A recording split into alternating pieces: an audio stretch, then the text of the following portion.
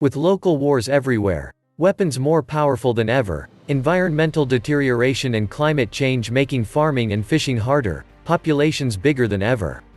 We should expect more and worse famines. The pandemic could spur multiple famines of biblical proportions across the globe if urgent action isn't taken now, a UN official said this week. Millions of civilians living in conflict-scarred nations are being pushed to the brink of starvation amid the crisis, with famine a very real and dangerous possibility. The World Food Programme had already warned that 135 million people across the world are facing crisis levels of hunger or worse, but their updated projections during the pandemic nearly double that number. That's in addition to the 821 million people already chronically hungry, Beasley said. Lockdowns and economic recessions will likely lead to a major loss of income among the working poor. One thing is certain: the UN won't save anybody or solve any problem. They will only tell others what to do while increasing their salaries and perks. The UN is a shining beacon of hypocrisy and self-serving sanctimonious babble. The UN World Food Programme was the winner of the Nobel Peace Prize in 2020, and the head of that agency is warning of the potential for absolutely devastating famines around the globe in 2021. The pandemic lockdowns that were instituted all over the world this year created tremendous hardship in many wealthy countries, but in poorer nations the economic devastation has created alarming waves of hunger. There was hope that things would get better when lockdowns were being lifted, but now a new round of lockdowns is being imposed, and many experts are warning about what this could mean for those living in deep poverty. David Beasley was absolutely thrilled when his agency was given the Nobel Peace Prize, because all of the attention has given him more opportunities to ask for money. Because without a massive influx of money, he says that we are going to see famines of biblical proportions in 2021. The head of the World Food Programme says the Nobel Peace Prize has given the UN agency a spotlight and megaphone to warn world leaders that next year is going to be worse than this year, and without billions of dollars, we are going to have famines of biblical proportions in 2021. As I have previously explained to my viewers, widespread crop failures along with the economic shutdowns brought on by the pandemic have put a tremendous amount of stress on global food distribution systems. Food prices are rapidly rising all over the planet, and this is hurting the people at the bottom of the economic food chain the most. According to Beasley, many areas of the globe are potentially facing a major food crisis in the next 3 to 6 months. According to a joint analysis by WFP and the UN Food and Agriculture Organization in October, 20 countries are likely to face potential spikes in high acute food insecurity in the next 3 to 6 months, and require urgent attention.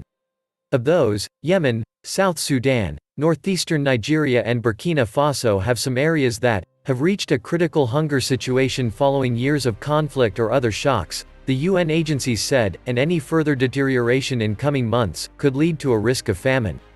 Here in the United States, the good news is that nobody is facing starvation at this point.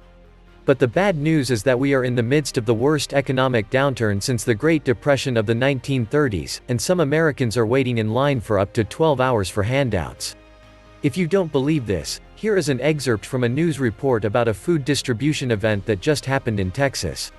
Thousands of families lined up to receive groceries at a Texas food bank this weekend, some queuing for as long as 12 hours as the ongoing pandemic continues to inflict hunger and economic hardships on the state. The food bank distribution event, held by North Texas Food Bank (NTFB) in Dallas on Saturday, saw 600,000 pounds of food given away, including 7,000 turkeys. You have to be pretty desperate to be willing to wait in a line for 12 hours.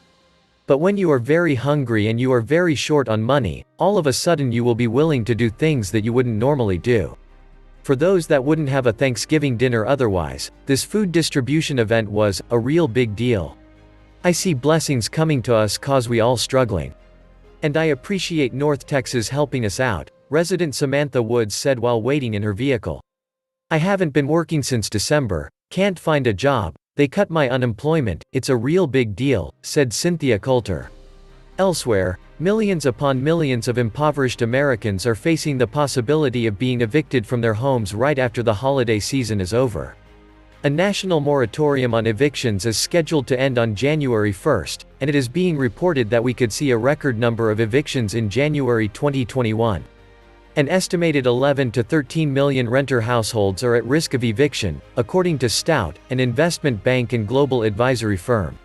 It predicts there could be as many as 6.4 million potential eviction filings by January 1, 2021 if the CDC moratorium is lifted. Since the order does not cancel or freeze rent, all of the tenants' back rent will be due come January 1. Without rent relief or an extension of the protection, many struggling renters will, again, face eviction. I have a feeling that the moratorium may be extended, but that will just put even more financial stress on landlords. And at some point there will be no more moratoriums, and all of that back rent will be due, and most of those households will not be able to pay it and will be evicted anyway. Meanwhile, more Americans are losing their jobs with each passing day, and the new lockdowns that are being put in place all over the country right now will greatly accelerate that process.